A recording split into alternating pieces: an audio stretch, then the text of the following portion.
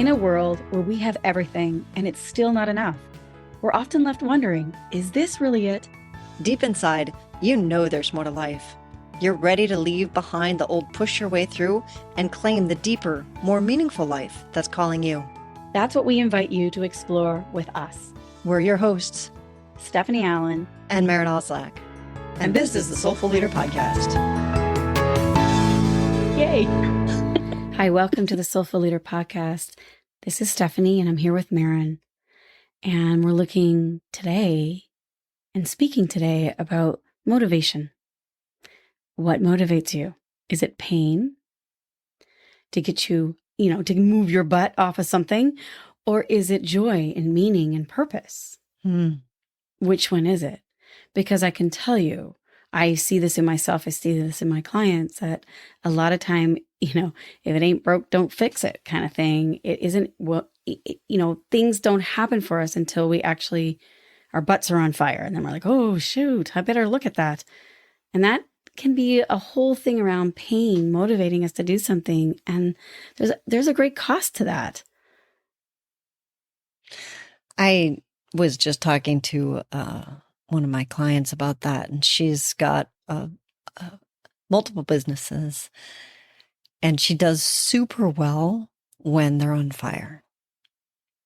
When she's right at that edge of she's about to lose everything and has to, move this from over there to over here and then do this. And she's so motivated, and it's that adrenaline rush that happens. And we've done podcasts before about the internal chemicals that we get.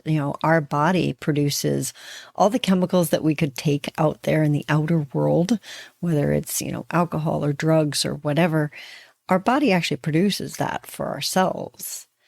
And we get addicted to our own personal chemical cocktail. And I think taking the time to look inside and ask that question, what is my motivator? So that we can see whether, it's like, is that where I get my addiction fed? Is because I can only get motivated. I get my butt in gear when the house is on fire, literally. The business is on fire. I'm, about to lose my shirt, whatever it is. That's a hard way to live. It is. And you see that when we procrastinate about something, what we're doing is we're enumerating about it over and over and over again, but we're not taking any action.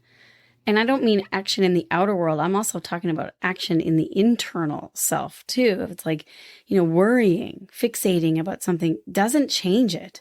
It actually creates even more drama inside yourself. So there's an internal action that needs to happen too. It's like, well, why am I thinking about this? Why don't I just sit down and start to plan it? Or why don't I, call somebody to get for help to do this with me? But we get addicted to that remuneration, that internal fixation, because it feeds us on some level, even though it doesn't. The way I say there's a cost, because it does cost us energy and time and relationship and connection and meaning and purpose. It wastes so much energy that we could be using in a different way. So one of the things that I found for myself is when I ask this question, because I really related to my client. I've been that person who, it's like, yeah, that's the boring route. I want to go the 10X. I want to do the all in. I want to, like that high pressure. Yeah, let's go. That's, high rational. I, do the achievement thing. Been there, done that, and paid the price. There is a cost. So one of the questions that I look at for myself is, what's the benefit that I get out of it? Because if you weren't getting a benefit out of the drama, you wouldn't be in the drama. So it's serving you. That's a great somehow, question. Yeah. Right? And to take the time to look at that, to be with that. That's not a comfortable place. No, it's not. And it takes a lot of honesty. It takes a lot of honesty. Mm-hmm. And to also not be shaming yourself about it either, but to just go, that's really interesting. I wonder why I chose that person or that event or that situation. There may be a guidance in it, a lesson in it for you that's calling, something really great to come out of it. But there also can be something that is like, why would I have attracted that? For what purpose? Did I fixate in on that?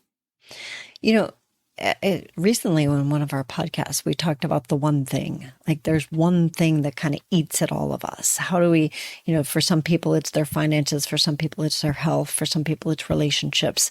And like we can get most of our life going pretty good, and that one thing still is like a thorn in our side. And I often think that that's the place where the gold is, which is kind of what our podcast was about. You guys can go back and listen to that.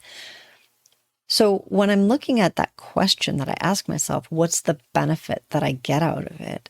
That's usually the place that I'll go and be like, oh, that little thorn in my side, there is a gift in it. It is where the gold is. Mm-hmm. And like you said, you have to be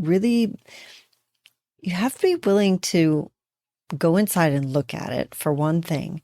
The second thing is that you have to be willing to and or interested in getting that, how it's serving you, getting that benefit some other way. Mm-hmm.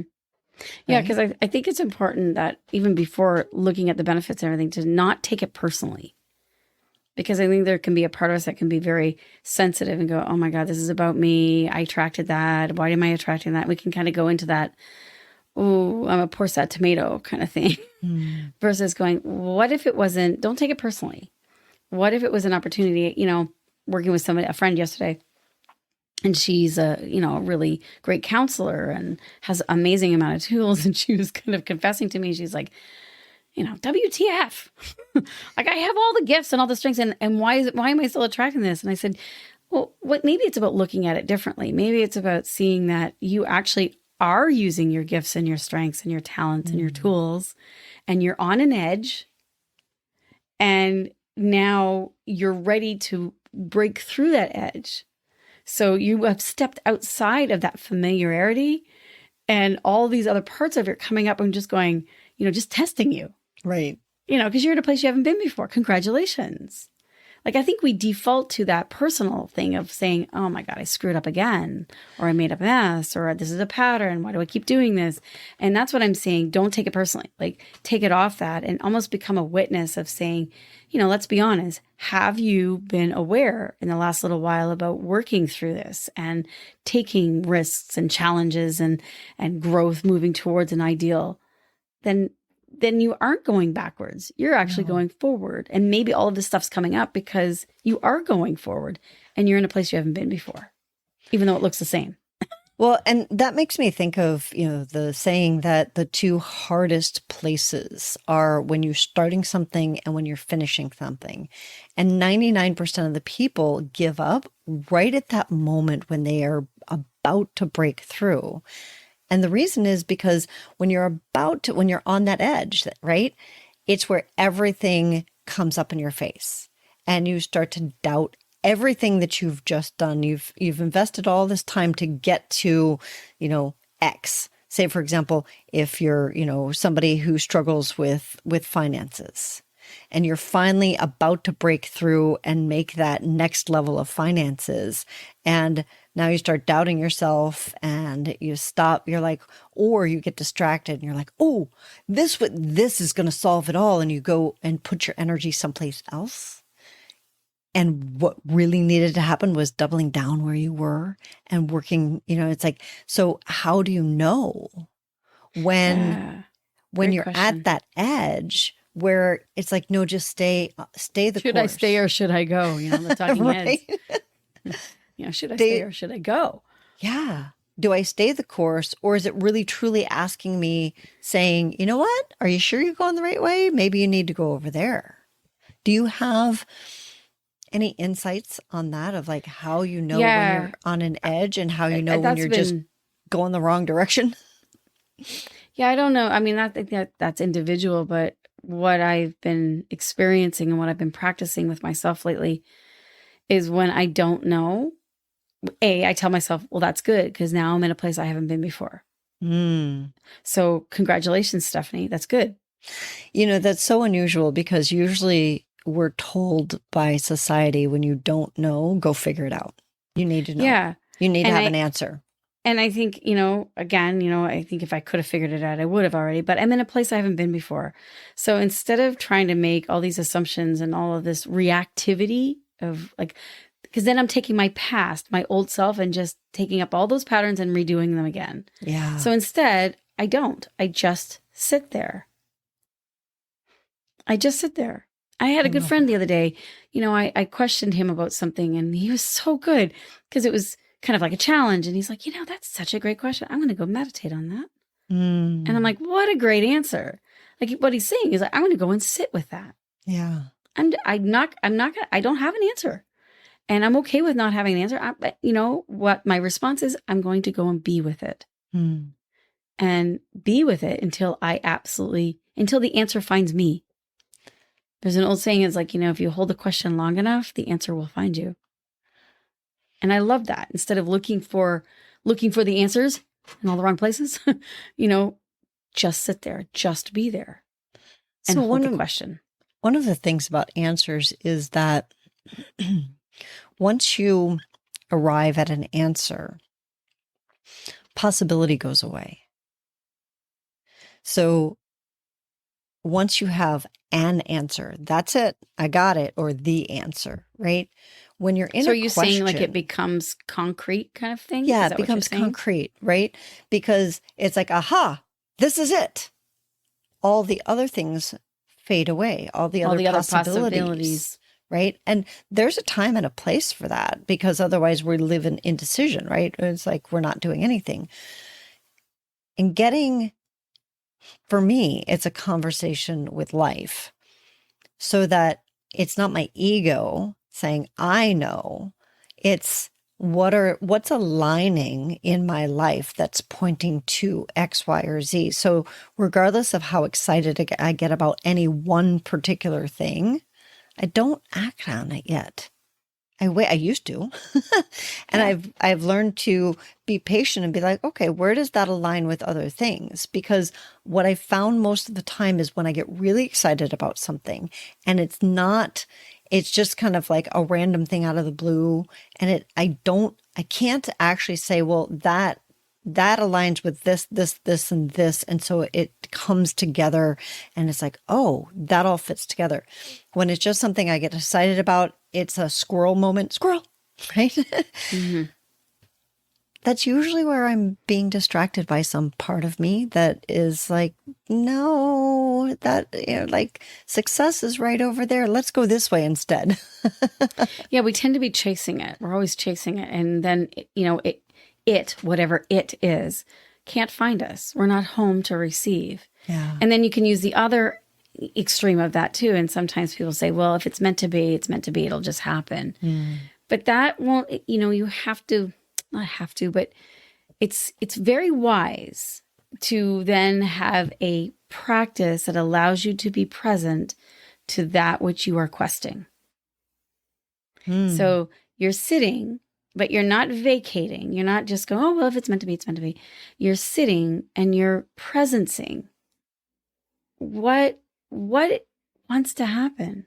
What is this situation calling of me? What does it want me to see? How does it want me to become? And not, again, figuring it out, but presencing those questions because the answers will come. They'll find you. And probably many answers will find you. So in today's day and age of shortcuts and AI will do it for you and all of the stuff, that ability to, I guess, focus and pursue. And also it goes back to what we started with the motivation, right? So what's motivating us? If something else is doing all the work for us, who are we becoming? Are we just a cork on the river floating down going, okay, well, AI is going to do this and I can get this person to write that. And I can, like what I think they're great tools. And I think it really means that we have to be even more diligent about what does that mean for me? Where is it calling me to what's my mastery? What am I meant to master? If AI is going to write this thing for me and create, I just did an Eventbrite, and it said, would you like they have an AI now. Would you like Eventbrite to create your event for you? Oh, I'll try that. And so I typed in my title and it pulled an image for me. It created my copy based on a title. And I wasn't happy with it because it didn't reflect what I actually wanted. I found it interesting I was like, oh, isn't that interesting? And how many people are like, great, because I'm really clear about where I'm going and the articulation of that and what I want to say, I knew that wasn't for me. And I think that we're missing something now. It reminds me of psychics. And I'm not putting down psychics, but like when someone goes to a psychic and says, what's in store for me? And you let somebody else see what they see and tell you what they tell you. But it's like, and I'm not trying to control this, but it's like, I want to discover my own inner meaning. I want to discover and unpack the gifts and strengths and the unfolding of my own life. I guess I've always been a kind of a child at heart, and I think about presents, whether it's a birthday present or a Christmas present. Like, don't tell me what's in my present before I unwrap it. I want to be surprised and delighted. And I think there's a whole society that we have been told that being surprised and delighted is not safe. It's like being in the unknown is not safe. And so whether it's AI, whether it's a psychic, whether it's, we want to just be running away or running towards something else because we don't want to sit still in the unknown, I think that's a cost not only to ourselves, but to our society. Like we're just always distracted and always moving, and we're not really centered or developing that inner capacity to both give and receive from a deeper place. Yeah. And I think again, there's a question that I would ask: if I am going to employ AI or somebody else to do something for me, what space does that allow me to develop in myself? And am I doing it? Or is it just so that I can vacate? Yeah, because everything serves. Everything's good. I mean, I'm not saying it's right or wrong or good or bad, but it's like, it's really looking at that motivation. Like, yeah. For what purpose am I? Yeah. Am I moving? I love the question that you asked at the very beginning. Am I moving towards something? Am I motivated by joy and by where I'm going because I'm so excited about it? And curiosity. And curiosity. Wonder. In which case, now I'm going to keep growing and developing as a person. If I'm motivated by fear and pain, I'm always going to be just moving away from fear and pain, which means that I don't know where I'm going. I am a cork floating on the river, wherever it's going to take me, running from this, running from that. Oh, I want, someone to take care of that for me, someone to take care of this for me. So what does that mean for me? Where am I going? And these are the important questions. It's so interesting because my client yesterday, that's what I wanted to get from her. It's like, where are you going with it? And one of the beautiful things that I love is that for her, she actually knows that. We've worked together for a while, and she's gotten to the point where it's like, I know really clearly where I'm going. So it's easier to look at the pain points when you're clear about the joy points, about where you're going with it, And that's one of the beauties. It's easier when you're clear about the both the pain and the joy to actually sit in the uncomfortability, because there's something beyond. Then you can be present. You can tell yourself a different story about fear or about uncomfortability or doubts. You can tell yourself a different story, because it's so important when you think of that word, restoring. just like, again, my wonderful, friend who's the therapist who was judging herself about, I'm not doing all that I know already. And I'm like, well, you are. You're just in a place you haven't been. Like, let me give you a new perspective. You're outside your comfort zone because you're evolving. And so let's tell yourself a different story, because that's what's going to impress you. That's what's going to basically nourish you and feed you and direct you in a different way. It's like what we think and believe literally changes our whole scope of how we respond in life. I love that react. You gave that example, because I think a lot of times when people hear tell a different story, they may not understand what that means. It's like, well, the story is the story. What do you mean? Here are the facts. Right. And so with your example of the facts are that she's struggling, right? Yeah. So what she tells herself, the struggle itself is one thing. Great, you're struggling. We all go through that. Then the story that we tell ourselves about the struggle, because I'm not good enough, because I did something wrong, because I need to be a better person, because I didn't follow somebody's advice, because I did follow somebody, like all of that, those are the stories.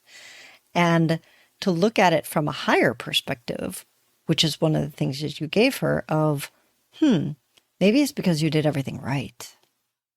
Yeah. And maybe, you're actually in moving, a new place that you right. haven't been before.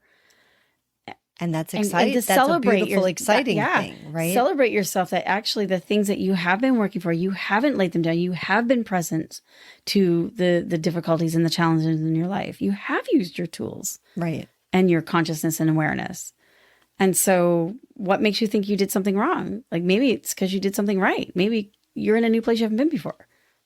So that's congratulations. That's what we mean by telling a different story. Yeah. And being able to do that, as leaders, it's so important for us to be able to do that, not only for ourselves, but for our teams and our businesses, because there is so much information trying to tell us. I have been doing research about how much we're literally impressed. You were talking about being impressed. How much we're impressed upon by ads, by this multi-billion-dollar industry of advertising. And depending on where I saw it, like the different places had different numbers.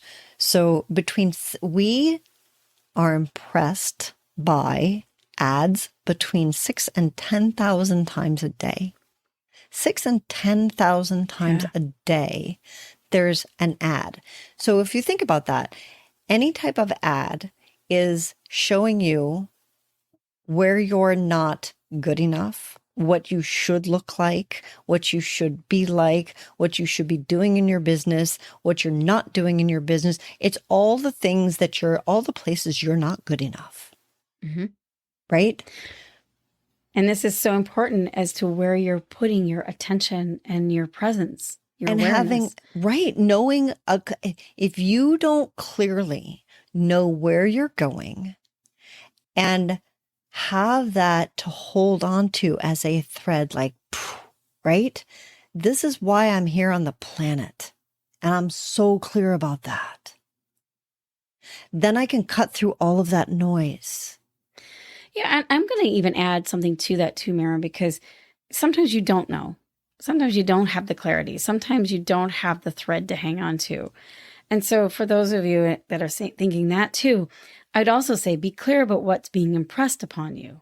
And ask yourself, what you surround yourself with, what you listen to, who you hang out with. Are you watching the news all the time? Are you reading the newspapers? Either right or wrong, but why? Why are you reading them? Like what, and where's your attention going on these newspapers or in the news or different things like that? And is that feeding your soul or is it making you feel hopeless and helpless? I'm always looking at that, because if you don't have clarity just yet, be really mindful about what you're surrounding yourself with, what you're feeding your soul with, because it is going to impress you.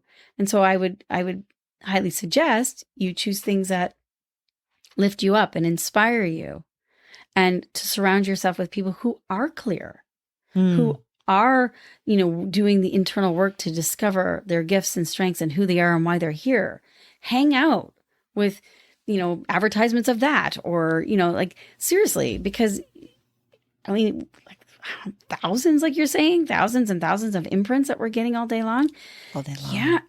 And so choose wisely what you listen to, what you look at, who you hang out with deeply impresses the quality of your life.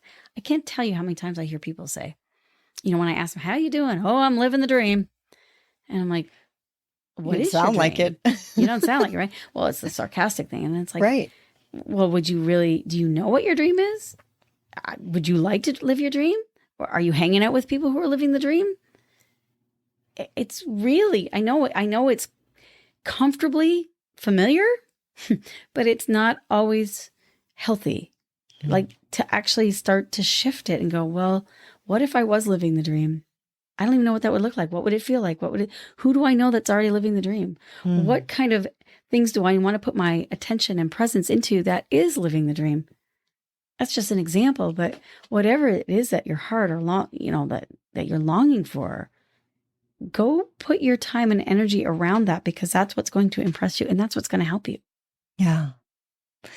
And I mean, this is essentially what we do with our clients is we help people to connect to that place of, and help them to get clear about that. This is not just here's what I want to do right now. It's the call of your heart. And I mean, for many of our listeners and most of our clients, they've already been there, done that, of like, I've done all the stuff that somebody else told me to do, and I've achieved I'm living the dream, right?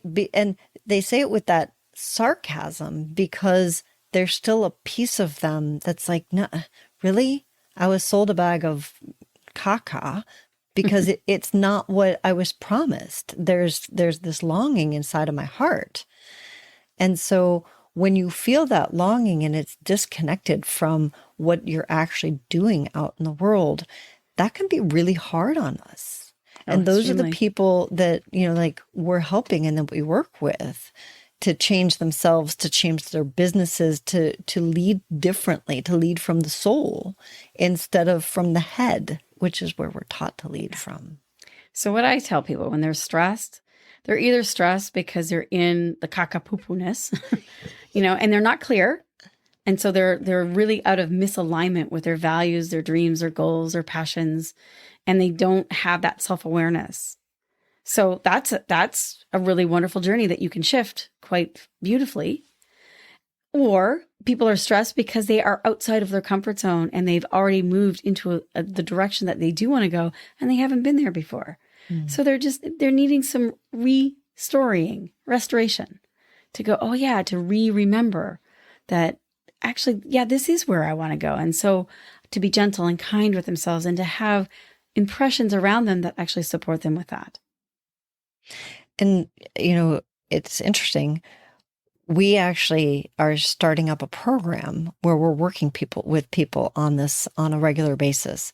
So if it will be, we do work with people, one-on-one, and we've been, people want more of a group program. So we're developing our group program right now. So if you'd like more information about that, we would love to have you be a part of the group. And you can find information on it and get on our website, get on our email list so that you'll be the first one who's made aware of the group program. It'll probably start in October or November of this year. So if you'd like to get information on that, go to our website at tslp.life. So it's the first letters of the Soulful Leader Project, tslp.life. And you can find information about that, because it's really, really important that we step into our why. Mm-hmm.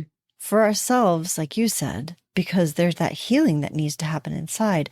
And for the planet, because there's also the healing that needs to happen outside. I think of the story of, like, when you go and you listen to a musical ensemble, say, and you have a musician who is really out of tune. It's like, everyone else is doing great, but everyone, one is just like, oh man, they really shouldn't be playing that instrument, or they really need some voice lessons. Unfortunately, it creates a dissonance with everybody and everybody. Like everybody who's playing it, everyone who's listening to it. That's really kind of what we're like too when we're stressed and we're kind of like that, we're out of tune. So to allow yourself to get tuned in. Yeah. And so stay tuned in and check out our website for sure. Yeah. And that's one of the reasons we want to do it on a regular basis, because it's not a one and done. So we'll be meeting regularly as a small group, and we'd love to have you be a part of it. Thanks for joining us, and we'll see you the next time on the Soulful Leader podcast.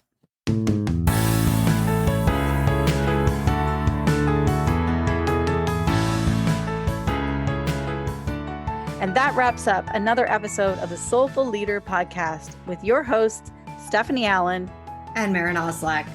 Thank you for listening. If you'd like to dive deeper, head over to our website at thesoulfulleaderpodcast.com. Until next time.